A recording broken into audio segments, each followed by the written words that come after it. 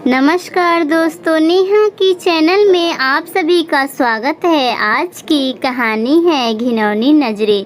बिनीसा शाम को अपने पति के लिए जूस बना रही थी, तभी उसकी छोटी बहन पूनम का फ़ोन आया। बिनीसा ने जल्दी से फ़ोन रिसीव किया और कहा, मैं अभी तुझे ही याद कर रही थी। तुझे आम का जूस पसंद है ना?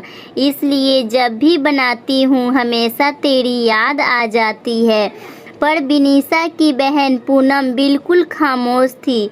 जब बिनीसा ने उसकी खामोशी का कारण पूछा तो पूनम की सिसकियों की आवाज़ बिनीसा के कानों में साफ सुनाई पड़ रही थी। बिनीसा बहुत घबरा गई और उसने पूनम से जोर देकर पूछा कि आखिर क्या हुआ है। तब पूनम ने डरते डरते बताना शुरू किया आज मेरे मोबाइल पर किसी अनजान व्यक्ति का फ़ोन आया था और वह मुझे कह रहा था कि वह मुझे जानता है और उसके पास मेरी कुछ फ़ोटोज़ है। अगर मैं उनकी बातें और शर्तें नहीं मानी तो वह उन फ़ोटो को इंटरनेट पर डाल देगा।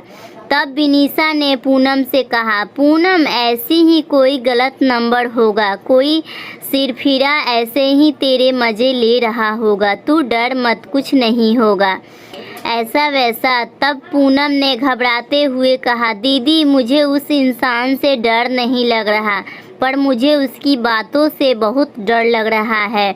यह कहकर पूनम रोने लगी। तभी बिनीसा ने कहा, तो बताना उस इंसान ने क्या कहा तुझे? तब पूनम बोली, उसने मुझे कहा कि अगर वह मेरी फ़ोटो इंटरनेट पर नहीं डाले तो मुझे उसकी सारी मांगें पूरी करनी होगी। उसने कहा है कि आज रात वह मेरे घर पर आएगा। और इतना कहते ही पूनम ज़ोर ज़ोर से रोने लगी और रोते रोते बोली, दीदी मुझे उसकी बातें सुनकर घिन आ रही है।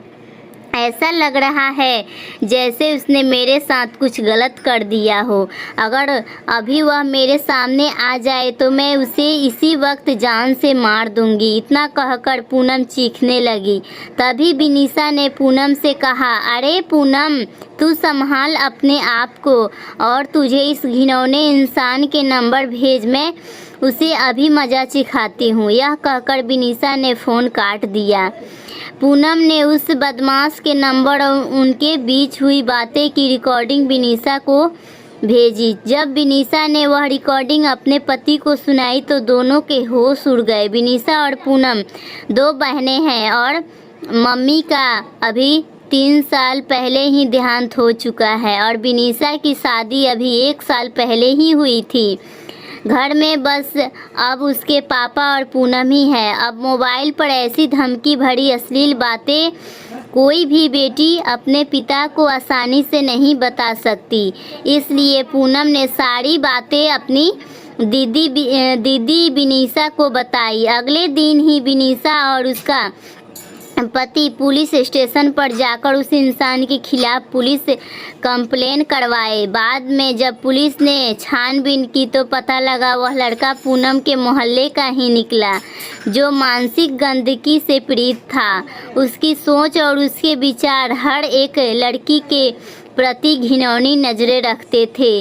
उसे पता था कि पूनम की मम्मी का देहांत हो चुका है और वह दिन भर घर पर अकेली रहती है और वे इसका फ़ायदा उठा सकता है। और वह लड़का अपनी बुरी नज़रों और घटिया बातों से पूनम की आत्मा के साथ खिलवाड़ कर रहा था।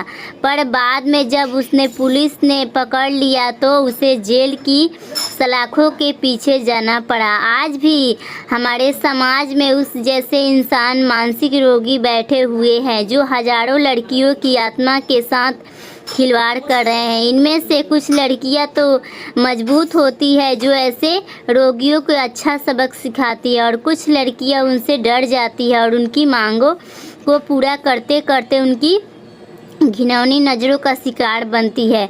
पर आज के समय आ गया है कि ऐसे मानसिक रोगियों का हम लड़कियां ही सबक सिखा सकती है। इसलिए लड़कियों को उनसे डरने की बजाय उनका डटकर सामना करना चाहिए। Thank you so much guys. Please like और सब्सक्राइब कीजिए मेरे चैनल को। वीडियो अच्छी लगी तो थैंक यू।